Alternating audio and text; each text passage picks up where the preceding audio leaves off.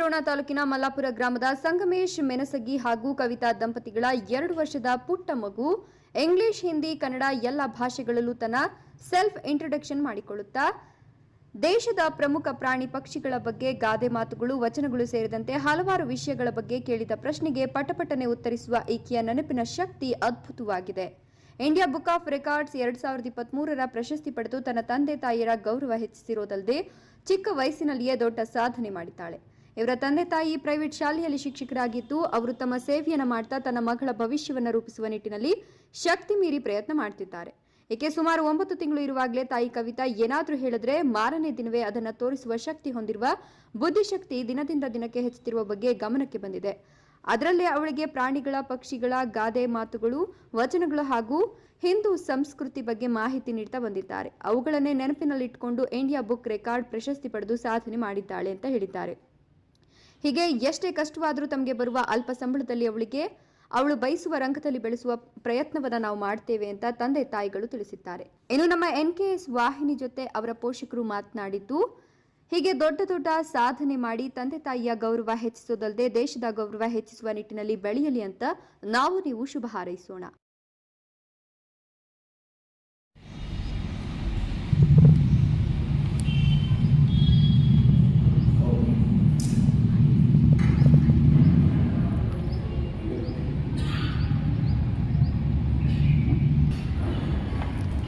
ಯಾವುದು ನಿಮ್ಮ ಹುಡುಗಿ ಹೆಸರು ಯಾವ ವಿಷಯಕ್ಕೋಸ್ಕರ ಇಂಡಿಯಾ ಬುಕ್ ಆಫ್ ರೆಕಾರ್ಡ್ಸಲ್ಲಿ ಸ್ಥಾನ ಸಿಕ್ಕಿದೆ ಅಂತ ಸ್ವಲ್ಪ. ನನ್ನ ಹೆಸರು ಸಂಗಮೇಶ್ ಮೆಣಸಿಗೆ ಅಂತ. ನಮ್ಮದು ಮೂಲತಃ ಗದಗ ಜಿಲ್ಲಾ ಅರುಣ್ ಮಲ್ಲಾಪುರ ಗ್ರಾಮದವರು. ಈ ಪ್ರಸ್ತುತ ನವಲಗುಂದ ತಾಲೂಕು ಜಿಲ್ಲಾಪುರದಲ್ಲಿ ಗ್ರಾಮೀಣ ಶಿಕ್ಷಣ ಸಂಸ್ಥೆಯ ಪ್ರೌಢಶಾಲೆಗೆ ದೈಹಿಕ ಶಿಕ್ಷಕರಾಗಿ ನಾನು ಹಾಗೂ ನಮ್ಮ ಮನೆಯವರು ಕವಿತಾ ರಬ್ನಗೌಡ ಅಂತ ಅವರು ಕೂಡ ಗಣಿತ ಶಿಕ್ಷಕಿಯಾಗಿ ಕೆಲಸ ಸಲ್ಲಿಸಿದ್ದಾರೆ. ನನ್ನ ಮಗಳು ತನ್ನ ನೆನಪಿನ ಶಕ್ತಿಯಿಂದ ನಮಗೆ ಮೊದಲು ಗೊತ್ತಿರಲಿಲ್ಲ. ಆಕೆ ಒಂದು ಸಲ ಹೇಳಿದ್ದನ್ನು ಮತ್ತೆ ಮರುದಿನ ಕೇಳಿಗೆಲ್ಲ ಹೇಳ್ತಿದ್ದ. ಆ ಉದ್ದೇಶದಿಂದ ಏನು ಮಾಡಿದ್ವಿ, ನಾವು ಆಕೆಗೆ ಡೆವಲಪ್ಮೆಂಟ್ ಮಾಡ್ಕೊತ ಬಂದು ಎಲ್ಲ ನಮ್ಮ ಮನೆಯವರ ಸಹಕಾರದಿಂದ ಅವರಿಗೆ India book of record selection ಆಗಿತ್ತು. ನಮ್ಮೆಲ್ಲರ ಸಂತೋಷ. ಮತ್ತು ಅದ್ರ ಜೊತೆಗೆ ಯಾವ್ಯಾವ ಇದನ್ನು ನೆನಪಿನ ಶಕ್ತಿ ಅನ್ನೋದು ಯಾವ್ಯಾವ ಇದು ಡೆಮೋ ಏನಾದರೂ ಮಾಡ್ತಾರೆ?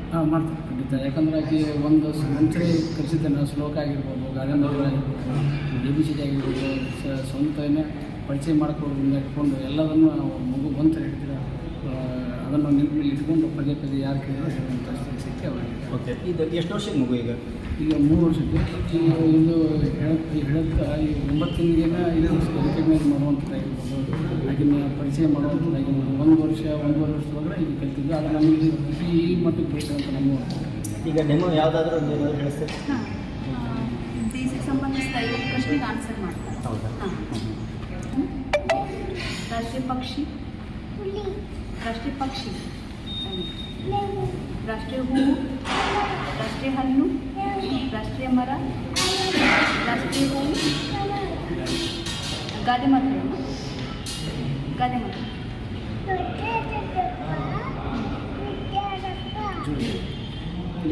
ಜೋರಾಗಿ ಇನ್ನೊಂದು ಗಾದೆ ಮಾತು ಇನ್ನೊಂದು ಹೇಳ್ಬಾರ್ದು. ನನ್ನ ಸೆಲ್ಫ್ ಇಂಟ್ರೊಡಕ್ಷನ್. ನಿನ್ನ ಹೆಸರು?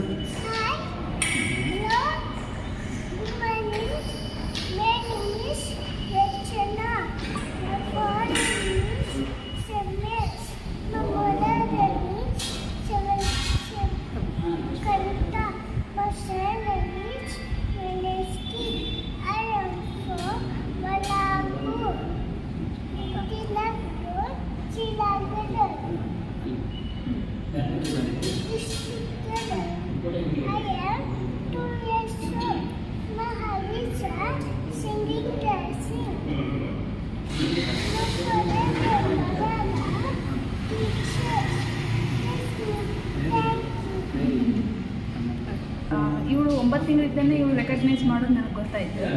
ಹೆಂಗಪ್ಪ ಅಂದರೆ ಎಲ್ಲೋ ಹೊರಗಡೆ ತೋರಿಸೋಂಥ ಪ್ರಾಣಿ ಪಕ್ಷಿನೆಲ್ಲ ತೋರಿಸಿದೆ. ಅವು ಹೆಂಗೆ ಕೂಗ್ತಾವೆ ಅಂತ ಹೇಳಿದೆ. ಮರುದಿನ ಕೇಳಿದ ತಕ್ಷಣ ಅವಳು ಪಿಕ್ಚರ್ ನೋಡಿದ ತಕ್ಷಣ ಹೇಳೋಕ್ಕೆ ಸ್ಟಾರ್ಟ್ ಮಾಡಿದ್ರು. ಸೊ ಹಾಗಾಗಿ ಇವ್ರದ್ದೇನೋ ಒಂದು ರೆಕಗ್ನೈಸ್ ಮಾಡುವಂಥ ಮೈಂಡ್ ಇದೆ ಅಲ್ವಾ, ನೆನಪಿನ ಶಕ್ತಿ ಚೆನ್ನಾಗಿದೆ ಅಂತೇಳಿ ನಮ್ಮ ಮರುದಿನ ದಿನ ನಾನು ಡೆವಲಪ್ಮೆಂಟ್ ಮಾಡ್ಕೊತ ಹೋದೆ.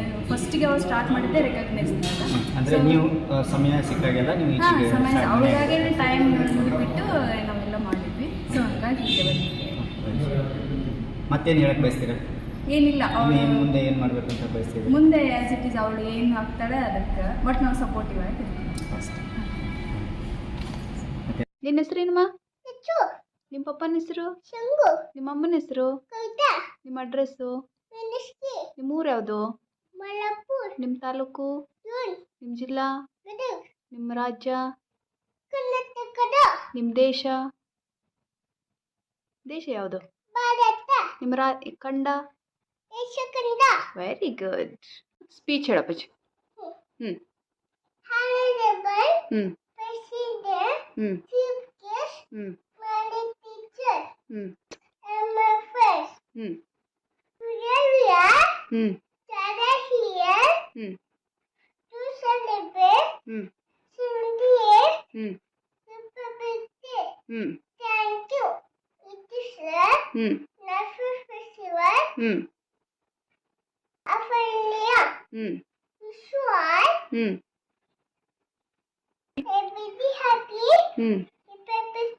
ಹ್ಞೂ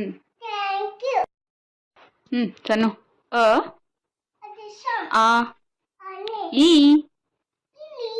ಇಲ್ಲಿ ಎಲ್ಲೈತಿ? ಈ ಹಾಂ ಈ ಊ ಉಂಗುರ ಊ ರು ಎ ಎ ಎ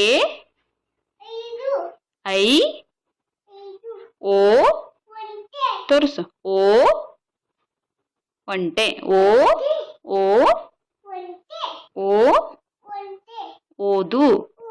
ಔ ಎಲ್ಲೈತಿ? ಹಾಂ ಆಹಾ.